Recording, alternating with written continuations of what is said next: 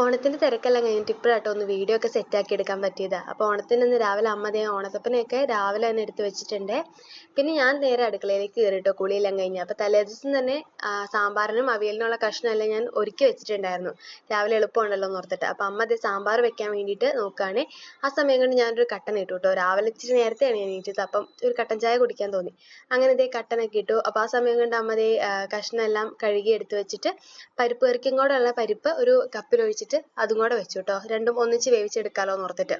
അങ്ങനെ അത് കുക്കറിലേക്ക് വെച്ച് അപ്പോഴാണ് തക്കാളി ഇടാൻ മറന്നു പോയിട്ടോ. തക്കാളി രാവിലെ മുറിച്ചിടാന്ന് ഓർത്തായിരുന്നു. അങ്ങനെ അതും വെച്ച് അതങ്ങ് മാറ്റി വെച്ചേ. പിന്നെ മോരുകറിക്കുള്ളത് കഷ്ണം വേവിക്കാൻ വേണ്ടി വെച്ചു കേട്ടോ.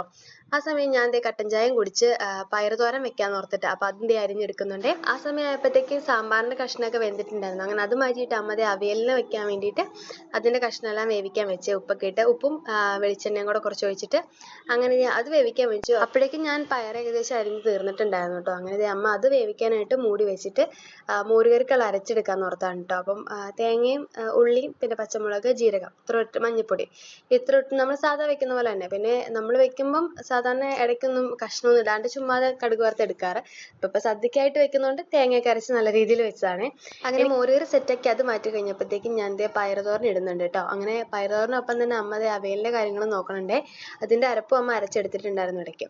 അങ്ങനെ അവിയലിൻ്റെ അരപ്പൊക്കെ ചേർത്ത് അത് ഇങ്ങനെ കൈ കൊണ്ടല്ല ഇങ്ങനെ അത് പിടിച്ച് തന്നെ ഇങ്ങനെ ഇളക്കി മറിച്ചിട്ട് അതും എടുത്ത് വെച്ചേ. അങ്ങനെ അപ്പോഴേക്കും ഞാൻ തോരനുള്ള അരപ്പും കൂടെ അങ്ങോട്ട് അരച്ചെടുത്തു കേട്ടോ. അങ്ങനെ അതും ചേർത്തിട്ട് തോരൻ നന്നായിട്ട് ഇളക്കിയിട്ട് ഏകദേശം തോരനും അങ്ങോട്ട് സെറ്റ് ആക്കി കേട്ടോ. പിന്നെ അന്നേരത്തേക്ക് നല്ല രീതിയിലൊരു പാത്രമൊക്കെ ആയിട്ടുണ്ടായിരുന്നു കേട്ടോ കഴുകാൻ വേണ്ടിയിട്ട്. അങ്ങനെ ഞാൻ തോരൻ അങ്ങോട്ട് ഇട്ടിട്ട് അരപ്പ് ചേർത്ത് ഇളക്കി വെച്ച് മൂടി വെച്ചിട്ട് ഞാൻ നേരെ പാത്രം കഴുകാൻ വേണ്ടി വന്നു കേട്ടോ. അങ്ങനെ ആ പാത്രം എല്ലാം കഴുകി കഴിഞ്ഞപ്പോഴത്തേക്കും നമ്മുടെ തോരൻ സെറ്റ് ആയിട്ടുണ്ടായിരുന്നേ.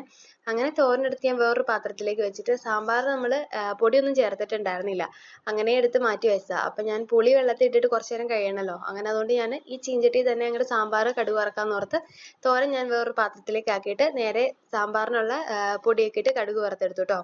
അങ്ങനെ ഏകദേശം കറികൾ അത്യാവശ്യം എല്ലാം തന്നെ സെറ്റാക്കി കഴിഞ്ഞിട്ടുണ്ടായിരുന്നു കേട്ടോ രാവിലെ തന്നെ. അങ്ങനെ തോരനും സാമ്പാറും മാറ്റി വെച്ചു. പിന്നെ അമ്മ നേരെ ഇഞ്ചിക്കറി വെക്കാൻ വേണ്ടിയിട്ട് വന്നു കേട്ടോ. അവിടെ ചേച്ചിക്കൊക്കെ ഭയങ്കര ഇഷ്ടമാണ് ഇഞ്ചിക്കറി. അപ്പോൾ ഇച്ചിരി ഇഞ്ചിക്കറി വെക്കാമെന്ന് ഓർത്തിട്ട് അങ്ങനെ അമ്മ ഇഞ്ചിക്കറിയും സെറ്റാക്കി എടുത്തു കേട്ടോ. അങ്ങനെ അപ്പോഴേക്കും ഏട്ടനും കണ്ണനും കൂടെ അമ്പലത്തിൽ പോകാമെന്ന് ഓർത്ത് അവന് ഞാൻ മുണ്ടുടുപ്പിക്കുകയാണേ. അങ്ങനെ കണ്ണനെ മുണ്ടൊക്കെ ഉടുപ്പിച്ച് ഒരു വിധത്തിലാട്ടോ മുണ്ടൊക്കെ ഉടുപ്പിച്ചെടുക്കണം. കാരണം പക്ഷെ നിൽക്കില്ല, ഇങ്ങനെ ഇരിക്കലും ഓട്ടമൊക്കെ ആയിരുന്നു കേട്ടോ. ഒരു വിധത്തിൽ പിടിച്ച് നിർത്തി മുണ്ടൊക്കെ ഉടുപ്പിച്ചതാണ്.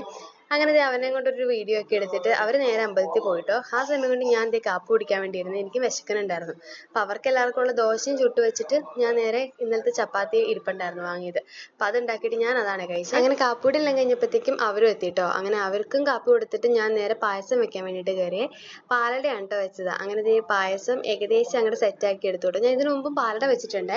അങ്ങനെ കുക്കറിലാട്ടോ വെച്ചതും. അങ്ങനെ പായസമൊക്കെ ഏകദേശം യൂട്യൂബൊക്കെ നോക്കി സെറ്റാക്കി എടുത്തു. ഉച്ചയായപ്പോഴത്തേക്കും കറികളെല്ലാം മേശപ്പുറത്ത് കൊണ്ടുവച്ച് വിളക്കത്തും വെച്ചു കേട്ടോ. ആദ്യം എന്നിട്ട് കണ്ണനും അമ്മൂമ്മയ്ക്കും അണ്ട കൊടുത്തേ. കണ്ണൻ നേരെ നിലത്തിരുത്തി ഫോട്ടോ ഒക്കെ എടുക്കാം വീഡിയോ ഒക്കെ എടുക്കാന്ന് ഓർത്ത് അങ്ങനെ കണ്ണനും നിലത്തിരുത്തി കൊടുത്തേ. ആദ്യം കണ്ണൻ കഴിക്കുന്നുണ്ടായില്ല കേട്ടോ.